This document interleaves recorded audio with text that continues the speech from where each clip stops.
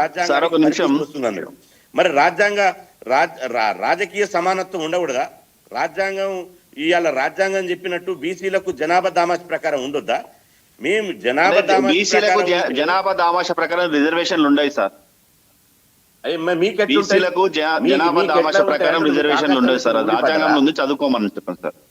రాజ్యాంగం అసలు విషయం మీకు తెలుసా? రాజ్యాంగం నువ్వు డిబేట్ రా ఎక్కడికి వస్తావు? రాజ్యాంగంలో 50% రిజర్వేషన్ల పరిమితి అని ఎక్కడ లేదు. ఎక్కడన్నా ఉంటే ఇంద్రసాని కేసు ఎందుకు వచ్చింది? కృష్ణమూర్తి కేసులో తీర్పు ఎందుకు వచ్చింది? మొన్న 2018 ఎందుకు వచ్చింది? తీర్పు ఎందుకు వచ్చింది? ఎందుకు అట్లా కన్ఫ్యూజ్ చేస్తారు? సుప్రీంకోర్టులో ఇందిరాసాని కేసులో 1992లో 9 మంది జడ్జీలు కలిసినటువంటి సుప్రీంకోర్టులో ఎవరుంటారండి? అందరు అగ్ర కులాల జడ్జీలు. న్యాయస్థానం మీద నమ్మకం లేదు నీ నోటికి ఎంతో సొంత మాట్లాడా? ఇలా జడ్జీలను కూడా హవేలా చేస్తా అంటావు, న్యాయస్థానం హవేలా చేస్తా అంటావు. ఈడబ్ల్యూఎస్ 10% రిజర్వేషన్ వచ్చినప్పుడు మీరెందుకు కోర్టు పోయారు? ఈడబ్ల్యూఎస్ 10% రిజర్వేషన్ వచ్చినప్పుడు ఆర్ కృష్ణ గారు ఎందుకు కోర్టు పోయిండు? అది చెప్పరు. మాకు న్యాయం జరిగిన ఆ రోజు కోర్టుకు ఎందుకు పోయారు? అది చెప్పరు. ఇప్పుడు న్యాయం జరగనప్పుడు మేము జడ్జీలను ఎవరిని కూడా మాకు అపారమైన గౌరవం ఉంది. మాధవరెడ్డి రిజర్వేషన్లు ఉన్నాయా? ఒకసారి ఈ రాజ్యాంగం ప్రారంభమైనప్పుడు ఎస్సీ ఎస్టీలకు మాత్రమే రిజర్వేషన్లు ఉన్నాయి. రాజ్యాంగంలో 50% రిజర్వేషన్ల ముందు ఏబీసీ వర్గీకరణ కొట్లాడండి మీరు. ఎవరైతే బీసీ కులాలు 130 కులాలు అంటారో మరి ఎంబీసీ కులాలకు ఎందుకు ఎంబీసీ కులాలు ఎందుకు కోర్టు పోయినాయి? అదే అడగండి. ఎంబీసీ కులాలు ఎందుకు కోర్టు పోయినాయి? వాళ్ళకి ఎందుకు ఏం అన్యాయం జరిగిందని కోర్టు పోయిన వాళ్ళు ఎంబీసీ కులాలు మీ మీద కాదు. ఇందిరాసాని కేసు ప్రామాణికం కాదు, కృష్ణమూర్తి కేసు. ఇప్పుడు ఉదాహరణకు నేను అంటున్నా, ఇవాళ న్యాయస్థానం సింగిల్ బెంచ్ ఒక తీర్పు ఇస్తుంది, డబుల్ బెంచ్ ఒక తీర్పు ఇస్తుంది, మళ్ళీ ఫుల్ బెంచ్ ఒక తీర్పు ఇస్తుంది.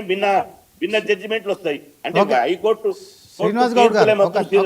అదా ప్రామాణికం కదా, రాజ్యాంగం ప్రామాణికం కదా. మీకు వచ్చే నష్టం ఏముంది? మీకు వచ్చే నొప్పి ఏముంది అని అడుగుతున్నా. మాకు రిజర్వేషన్లు ఇస్తే మీకెందుకయా? బీసీల మీద అదే చెప్తున్నా కదా, రాజ్యాంగబద్ధంగా 50% రిజర్వేషన్ దాటొద్దని చెప్పిన మీకు రిజర్వేషన్ ఇస్తే నొప్పి ఏంది? మరి ఎంబీసీ కులాలు ఎందుకు కోర్టు పోయినా చెప్పండి బ్రదర్. ముందు ఎంబీసీ కులాలు ఎందుకు కోర్టు పోయినా చెప్పండి. ఫస్ట్ చెప్పు, మీరు మీ జనాభా ఎంత ఫస్ట్ చెప్పు. మీ జనాభా 18%. అంతకుముందు ముఖ్యమంత్రి 21% ఓసీలు అని చెప్పిండు. జనాభా ఎంత ఎన్నిసార్లు చెప్తావు? అబద్ధాలు ఎన్నిసార్లు సృష్టిస్తావు అంటున్నా. ముఖ్యమంత్రి చెప్పిండు అన్ని తప్పు. మీ జనాభా సమగ్ర కుటుంబ సర్వే చూసుకో, మొన్న చూసుకో 14% అని మీరు కులగణన 14% అని చెప్పారు కదా. మరి నువ్వు 14%, 3% ఎందుకు నోటికి ఎంత వస్తుందో ఎట్లా మాట్లాడతారు బ్రదర్?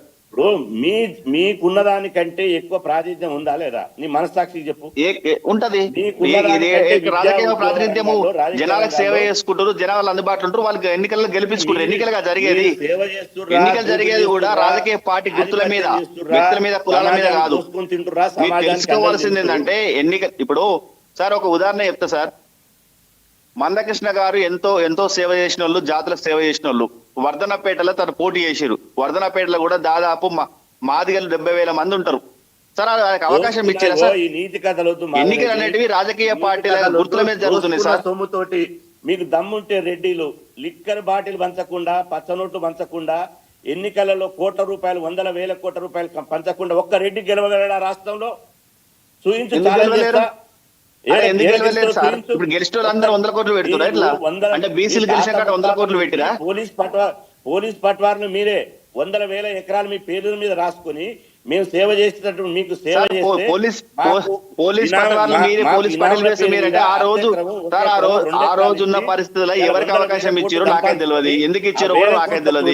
మరి ఆ రోజు పని చేసేసారు వాళ్ళు. పోలీస్ పటేల్ గా పని చేసి తప్పేంది అంటున్నా. అధికారం అనుభవించి ముఖ్యమంత్రులుగా సార్ పోలీస్ పటేల్ గా పని చేస్తే తప్పేందన్నా? బీసీల నోటికాడి ముద్ద గుంజుకుంటారా? ఎవరి నోటికాడ నువ్వు తప్పుడు వాదనలు చేసుకుంటా, ప్రజలలో అయోమయం చేసుకుంటా, నువ్వు చెప్పేటి అన్ని అబద్ధాలు చెప్పుకుంటా, ఇంకెన్నేళ్ళు నువ్వు వ్యవసాయం ఉంటావు? నువ్వు ఏబీసీ వర్గీకరణ కోసం ఎప్పుడు కొట్లాడినా చెప్పు. నువ్వు బీసీ నాయకుడు. శ్రీనివాస్ గౌడ్ గారు, మాధవరెడ్డి గారు, శ్రీనివాస్ గౌడ్ గారు ఒక నిమిషం. మాధవరెడ్డి గారు మీరు అలాగే ఉండండి. ఉపేంద్ర గారు